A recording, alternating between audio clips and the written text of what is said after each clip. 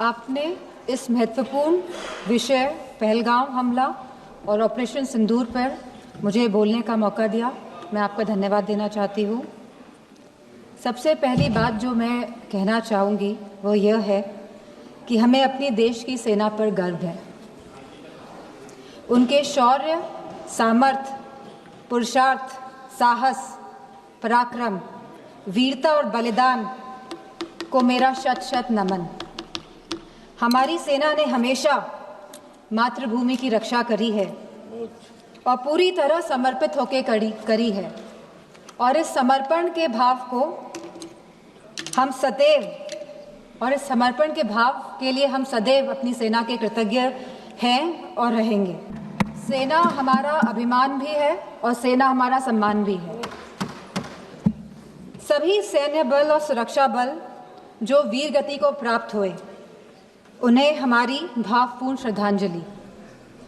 Border पर भारत के जिन नागरिकों ने अपनी जान गंवाई और जो घायल हुए, उन सभी परिवारों के साथ हमारी संवेदना है। पहलगाम की जो आतंकवादी हमला 22 अप्रैल को हुआ, वह कहीं ना कहीं भारत की सुरक्षा पर आघात था। जहां एक तरफ सरकार यह कह रही थी कि सब कुछ नॉर्मल है कश्मीर पे, तो कहीं ना कहीं इस सरकार ने नेशनल सिक्योरिटी की कीमत पर कश्मीर में नॉर्मलसी का जो नैरेटिव सेट करने की कोशिश करी। पहलगाम की घटना कहीं ना कहीं उसी का अंजाम भी है। हमारा सवाल सीधे सरकार से यह है कि आखिरकार यह घटना क्यों घटी। आखिरकार पहलगाम में बाइसान वैली में जहां हजारों टूरिस्ट रोज जा रहे थे अपने परिवारों के साथ, और मैं पूछना चाहूंगी सरकार से कि अगर आपके परिवार के या हमारे परिवार का कोई भी सदस्य कश्मीर जाता, घाटी में घूमने जाता, तो बिना सिक्योरिटी के क्या आप उन्हें भेज देते? बिना किसी सुरक्षा के आप उन्हें भेज देते? तो क्या एक भारतीय की जान की कोई कीमत नहीं है? कहीं ना कहीं जो यह घटना घटी है, इसके लिए पूरी तरह से यह सरकार जिम्मेदार है और इसको रिस्पॉन्सिबिलिटी भी लेनी पड़ेगी और अकाउंटेबिलिटी भी सेट करनी पड़ेगी। और जिस समय घटना घटी तो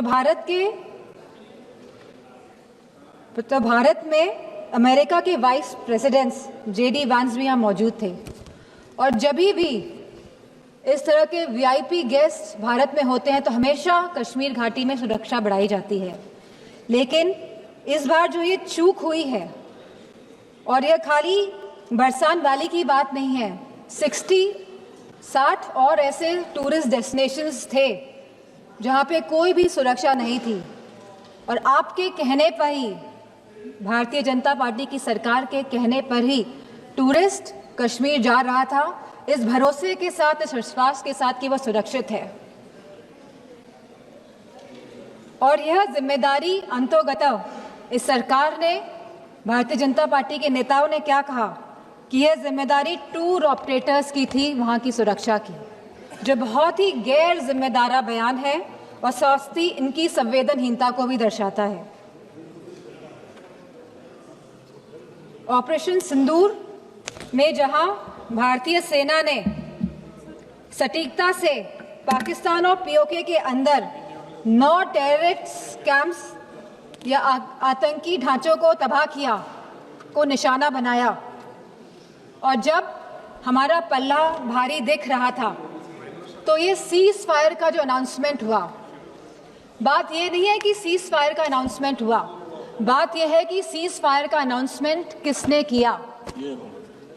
किसी भी भारत के मंत्री ने या कोई भी भारत के ऑफिशियल हैंडल से यह अनाउंसमेंट क्यों नहीं किया गया? भारत के देशवासियों को क्यों यह सूचना एक अमेरिका के राष्ट्रपति के द्वारा मिली? सवाल इस बात का है। सेम कहीं ना कहीं भारत की फॉरेन पॉलिसी पूरी तरह से फेल है और जो ये विश्व गुरु का जो माहौल बनाया जा रहा है देश में और पूरे संसार, पूरे विदेशों में, कहीं ना कहीं ये भी पूरी तरह फेल है।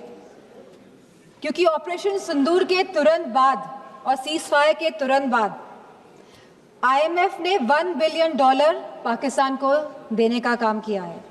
वहीं वर्ल्ड बैंक ने $108 मिलियन पाकिस्तान को देने का काम किया है।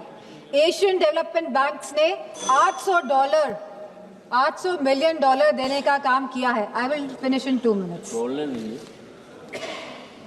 वहीं UN सिक्योरिटी काउंसिल में पाकिस्तान को काउंटर टेररिज्म कमेटी का वाइस चेयरमैन बना दिया गया। यह दर्शाता है कि भारत की फॉरेन पॉलिसी पूरी तरह विफल हुई है। और यही नहीं, पहली बार चीफ ऑफ आर्मी पाकिस्तान का अमेरिका के राष्ट्रपति के साथ लंच करने का न्योता मिला और लंच किया। और बात यहीं पे समाप्त नहीं होती है। आज जनरल माइकल कुरेला को प्रेसिडेंट ऑफ पाकिस्तान ने प्रेस्टिजियस निशान-ए-इम्तियाज अवार्ड भी दिया है। तो ये रिश्ता जो पाकिस्तान का और जो अमेरिका का है, और इन रिश्तों के बीच में भारत का खड़ा है, सवाल इस बात का है।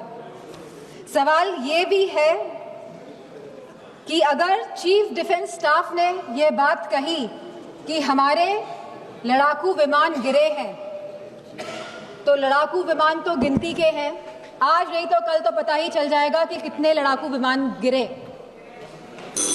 प्लीज मां। तो सरकार को क्या दिक्कत है बताने में? सर 2 मिनट्स कि please 1 minute, please conclude 1 only minute, 2 minutes last. 1 minute, 1 minute. कितने लड़ाकू विमान गिरे हैं और ये लड़ाकू विमान जो गिरे हैं ये क्यों गिरे, ये भी सरकार को बताना पड़ेगा। सरकार पूरी तरह से, सरकार का इंटेलिजेंस फेलियर है। सरकार ये बात जानती ही नहीं थी कि जहां हम पाकिस्तान से लड़ रहे हैं वहीं दूसरा देश, हमारा पड़ोसी देश चीन, चाइना पूरी तरह से समर्थन कर रहा था पाकिस्तान का। क्या ये इंटेलिजेंस फेलियर था या ये एक्शनेबल इंटेलिजेंस को इग्नोर किया गया?